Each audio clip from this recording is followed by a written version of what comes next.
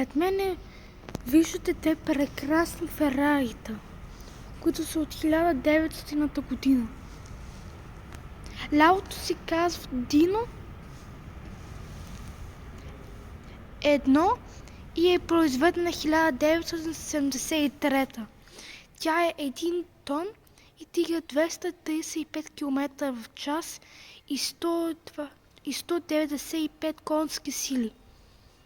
Дължината ѝ е 2418 см, което са 2,5 метра.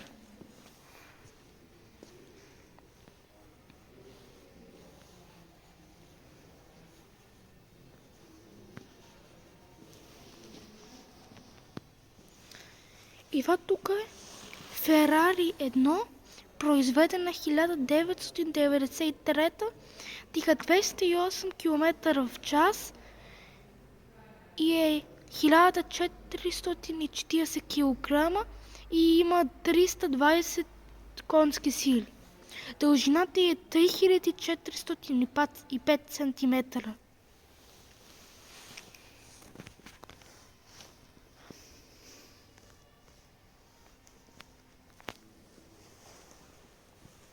А тази лявата се вижда, че фаровете ѝ са такива